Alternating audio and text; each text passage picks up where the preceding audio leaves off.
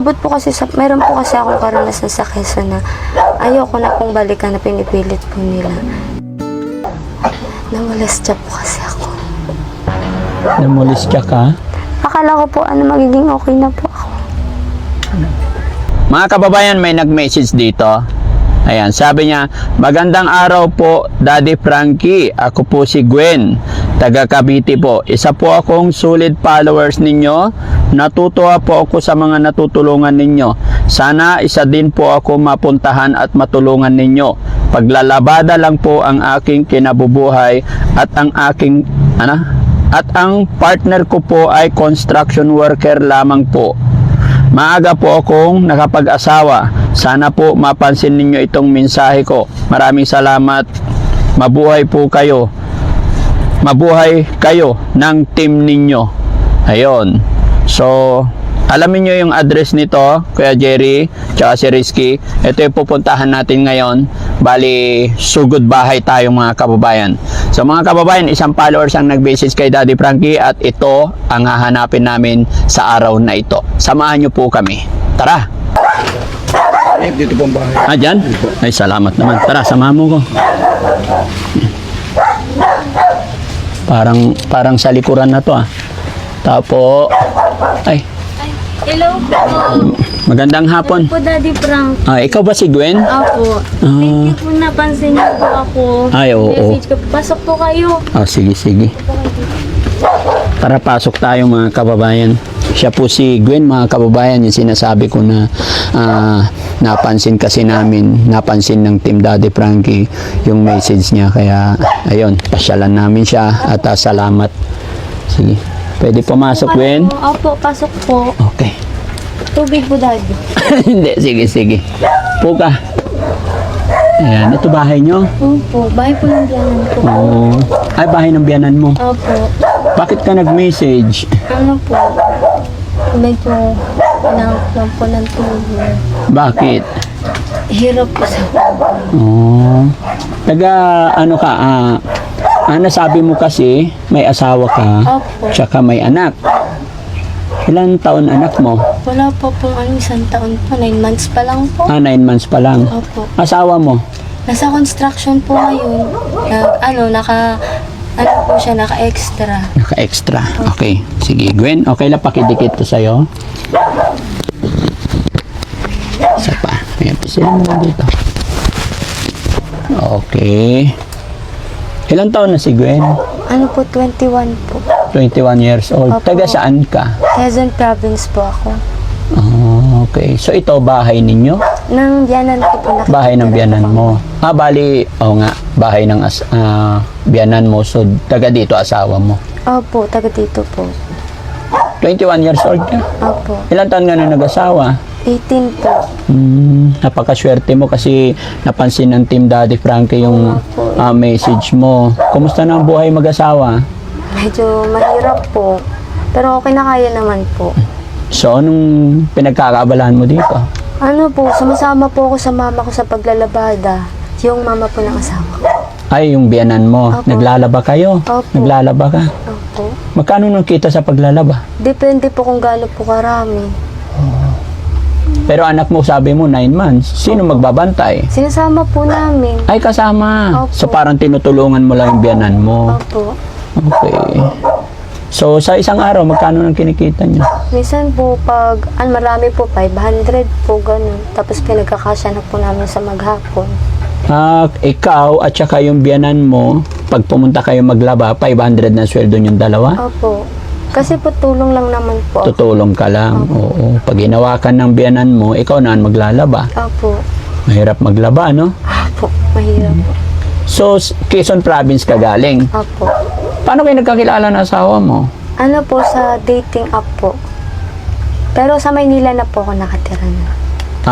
Nagtatrabaho ka sa Maynila. Opo. Tapos nagkakilala kayo nung napangasawa mo sa dating app. Opo. Paano yun? Text-text na lang. Opo.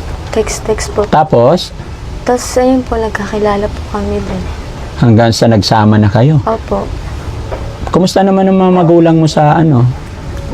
Okay naman po, parang hirap din po. Ilan kayo magkakapatid? 7 po kami. Pang ilan ka? Panganay po. Kinuha po kasi ako ng tita ko sa Quezon. Dinala po ako sa Maynila. Tapos po, pag-aaralin daw po ako. Nag-aral naman po ako pero nahirapan po kasi working student po ako. Habang pagpasok ko po ng school, kailangan diretso bahay, bawal na po pumunta sa lahat. Bawal barkada, bawal po lahat, kahit nga po graduation ko, di ako naka-attend. Kasi bawal po, stricta po yung tita ko. Tapos pagkarating ko po ng school, kailangan po malinis bahay. Tapos pagkatapos po nun, pasok na po ako trabaho. Uuwi po ako ng alas 10 ng gabi, gigising ng alas 4 ng umaga. Para ganun lang po, ikot-ikot lang po yung buhay ko. Sa ganun po. Tapos po, dumadating po sa point na kapag may gusto po ako, bawal po ako lumabas, bawal ganito, ganyan. Sa sobrang stricta po ng tita ko, nasasakal po ako. Umaabot po sa point na nananakit po siya, yung ganun po. Napilitan po akong umalis. Pumunta po ako sa isa kong tita. Kaso po yung isa ko pong tita, ganun din po. Parang paras lang po sila. Tapos nung time po na pumapasok po ko lagi ng trabaho po, kailangan kailangan lagi po akong, pagdating ko po lagi pong sakto, bawal po malit. Ganun po. Ilang taon ka nung time na yun? Mga nasa 18 po ako nung. 18 ka pa Opo. noon. Nag-aaral ka noon. Opo, nag-aaral. Baka na may niigpitan ka nila kasi baka nakikita nilang may mga... Ganun po sila sa lahat. Parang gusto po nila katulad po ako ng mga anak niya na hindi naman po ako ganun. Para po, kailangan ko lang po ng tiwala, ganito. Kasi wala po silang tiwala. Tiwala. So, anong ginawa mo? Umabot po kasi mayroon po kasi akong karanasan sa Quezon na ayoko na pong balikan na pinipilit po nila. Na gusto nila ipakulong yung tito ko. Ayoko naman po. Ano? Yung gusto po nila ipakulong yung tito ko. Ipakulong? Opo, kasi po, namolestya po kasi ako. Namolestya ka? Yung tito ko po. Namolestya ka ng tito mo. Pero ngayon po, okay naman na po kami. Napatawad ko na po. That time po, nagagalit po yung tita ko kasi po gusto niya ipakulong. Ayaw ko naman po. Tapos po, umabot po sa point na nag-aaway po kami, ganito, ganyan, nasasaktan. Yung tinitirahan mo. Opo. Tapos umalis po ako kasi po nahihirapan po ako. Ginagawa po nila akong tagalaban ng damit nila. Yung okay naman po kasi pinag-aaral po ako. Pero parang ako rin po yung nagtutusto sa pagkain ko. Tira lang po talaga yung ko. Pero sa lahat po, ako po lahat ang gumagawa. Kaya po yun, naisipan ko po ng dating app. Doon ko po nakalala yung asawa ko. Tapos, ayaw pa nga po pasamahin. Pinagpilit po kasi nga po nahihirapan na po talaga ako. Kasi umaabot na po sa point na nanakit yung tita ko. Yung kahit may magawa po akong konting mali, nagagalit po sila. Parang nasasakal po ako, ganun. Tapos yung sumama po ako dito na po nagsimula yung mag-asawa ko. Nagkaanak po ako. Tapos buti nga po dito, okay pa po ako eh. Kung makasama po sila sa akin, daig pa yung pamilya ko. So very lucky ka kasi naging mabait naman yung mga biyanan mo. Opo. Okay. Tapos ayun po. Yung kumusta naman yung nanay-tatay mo? Ano sinabi ng nanay-tatay mo nung nagkaroon ka ng problema sa tito mo? Nung una po, ayaw po niya maniwala. Ayaw maniwala ng magulang mo? Which para sa akin po, parang ang sakit po kasi sa akin po nangyari, tapos ayaw maniwala ng mama ko. Tapos ayun po. Hanggang sa, nakuling po siguro na 1 taon yung tito ko, tapos nakalaya naman po kasi inurong ko po yung kaso. Nakulong siya na 1 taon, tapos inurong. Ba't mo inurong? Kasi naawa po ko sa mama ko kasi po, yun lang po yung bumubuhay sa kanila, si tito. Ilan po kami magkakapatid. Maliit Paano pa naging po yung iba. tito mo, siya ang bumubuhay sa mama mo? Paano? Nung nakulong po yung tito ko, binenta po namin yung bahay. Kaya yun na po yung nagamit ni mama mo ng panggastos bago po nakulong siya. Hindi, paano nangyaring tito mo ang bumubuhay sa mama mo? Nabubuhay po sa sabong, sa ganun po. Siya po yung pag-provide. Ayun ba yung tinitirahan mong tita mo? Asawa ng tita mo yon? Hindi po nung mama ko po. Asawa ng mama mo yung tito mo. Stepfather. Stepfather mo yon. Akala ko tito mo talaga. Stepfather ko po. Stepfather mo yon. Okay. Kagulat naman ng kwento ng buhay mo. Pero okay na yun. At least ngayon masaya ka na. Harapin mo na yung buhay mo.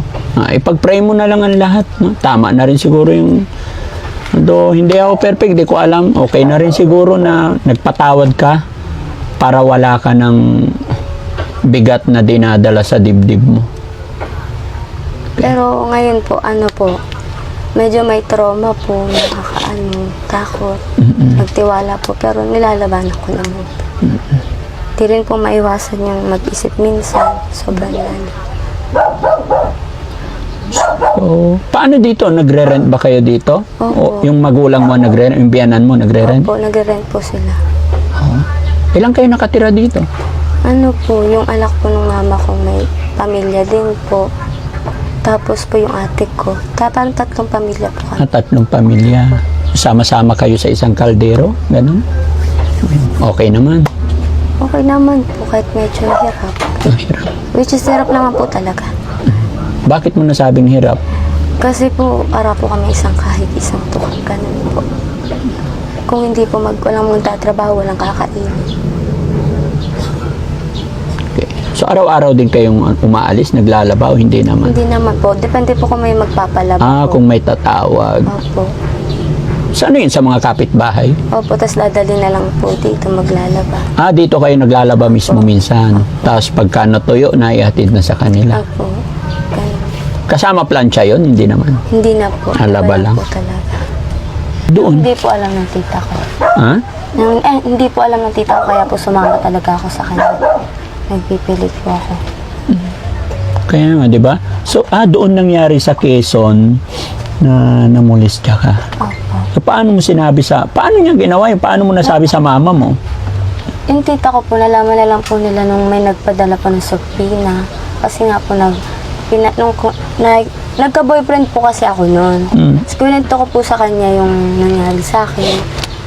Tapos po, nung time na nalaman po ng tita ko, bawal po kasi ako mag-boyfriend. Parang way ko po kasi kailangan ko ng mapaglalabasan ng loob. Nag-boyfriend po ako kahit labag po sa tita ko. Inalaman po ng tita ko. Papauwiin po ako ng Quezon. Ayoko nga po umuwi ng Quezon. Dahil? Namolestya po kasi ako. Dahil doon ka minulistya. Kaya ka umalis doon. So, yun yung tinatawag mong tito. Ayun yung stepfather mo. Asan ba yung tatay mo? Totoo po ang tatay. Oo. Patay na po. Namatay na. Kaya nag-asawa ulit yung mama mo. Opo. Anong ginawa ng mama mo? Bakit? Wala po.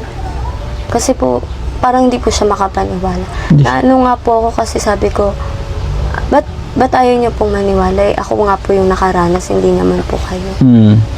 Naiiyak na lang po ako minsan kasi iniisip ko, bakit hindi ka naniniwala sa akin? Ako yung anak mo, stepfather ko lang naman.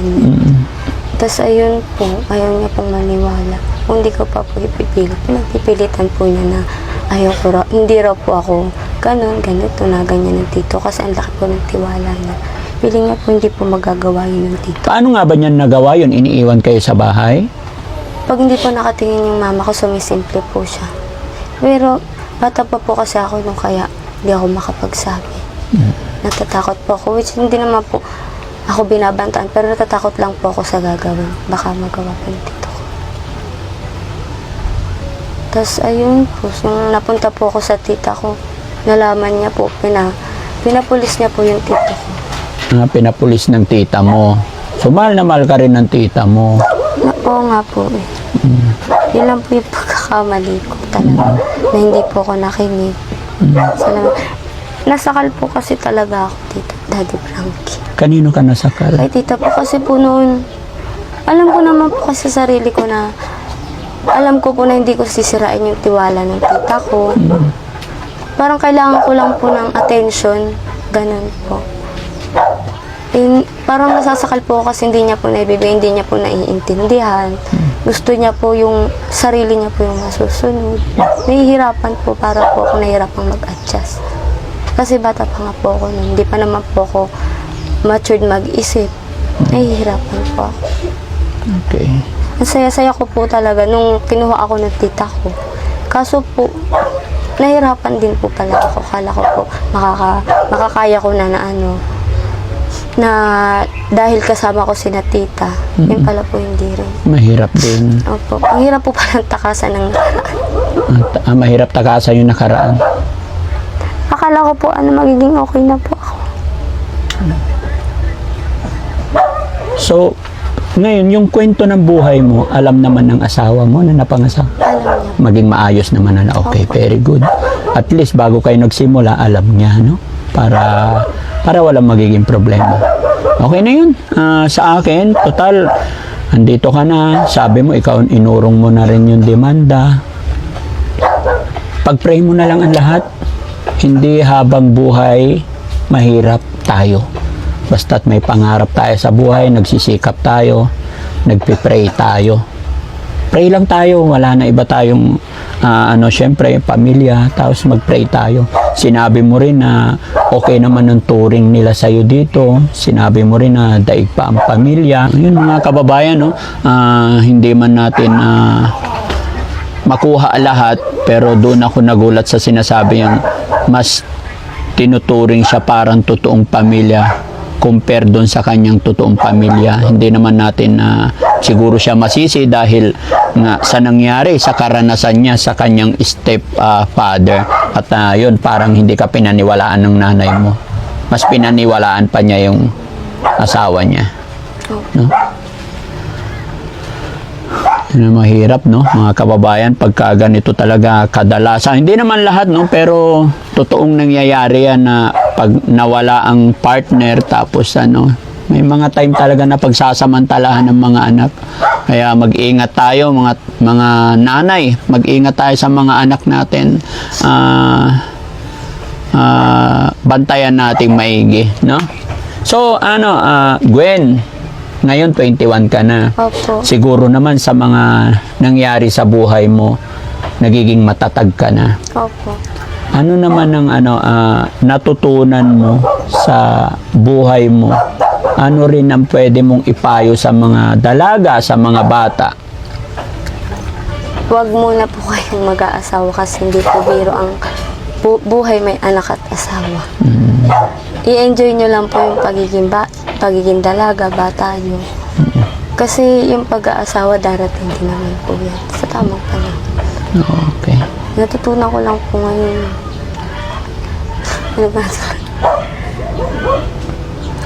Kalimutan ko na lang po yung past ko nun. Oo. Kung ano man po yung yung nangyari ngayon, yun na lang po yung intindi ko. Oo, kalimutan mo na yun para wala ka ng bigat na dinaramdam, no? Ang importante, maging masaya kayo mag-asawa. Magsikap lang kayo. Mag-ipon kayo. Kahit konti.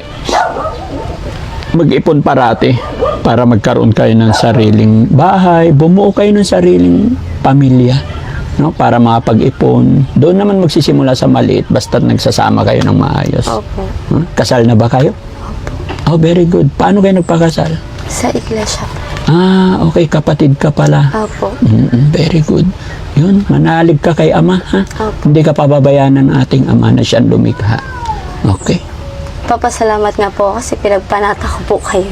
Ganun. Opo. Nakaka-touch naman mga kababayan, no? Isang followers natin at napansin ng Team Daddy Frankie ang message niya. At ito nga po, nandito kami pero hindi ko akalain na ganito pala yung kwento ng buhay niya. Nung una, pasensya na kayo mga kababayan kasi sa kwento niya, una akala ko tito niya talaga kasi medyo magulo yung kwento niya pero nalaman natin sa dulo, stepfather niya pala, no? Sige, masaya ako at nakilala kita at sana nagte-thank you ako sa pag-support mo sa programa ng Team Daddy Frankie, no? So dahil diyan magbibigay tayo ng kaunting pambili ng gatas ng anak niya. Naggagatas ba 'yung anak mo? Opo, tsaka po nagda-diaper din. Diaper. Bakit hindi siya breastfeed? Breastfeed ko rin po kaso po, inaano ko na po siya, pinapatigil ko na kasi gusto ko pong magtrabaho para makatulong po sa asawa ko tsaka sa pamilya. Okay. Oo, pwede rin yun. Be practical tayo, no? Opo. Kung kailangan magtrabaho, mas malaki ang kikitain mo. Doon, hindi ko naman sa message mo kasi sabi mo, construction lang. Huwag mong nilalang lang yung hanap buhay ng asawa mo. Kahit anong trabaho yan, basta marangal pinagpaguran pag malaki natin. Opo. No? Sa paglalaban naman, di ko rin minamaliit yung ganyan. Kasi kahit maliit na hanap buhay, kung naimamanage ng maayos, maganda rin feedback. Pero para sa akin, dahil bata ka pa, may tsura ka naman, nakapag-aral ka rin, sana wag niyo muna sundan yung anak niyo. Opo. Magtrabaho ka. No? Pwede ka sales lady na medyo malaki naman ang minimum wage ngayon di ba? Para pagtulong, pag nagtulong kayong mag-asawa magtrabaho, isa lang naman ang anak ninyo, madali kayo makapag-ipon. Lahat ng bagay nagsisimula sa mali, tandaan nyo yan. Okay? Ito, 5,000 para sa baby mo. Thank you po, Daddy Frankie. Makakatulong po to sa akin ng malaki. Sige lang. Salamat po sa inyo po.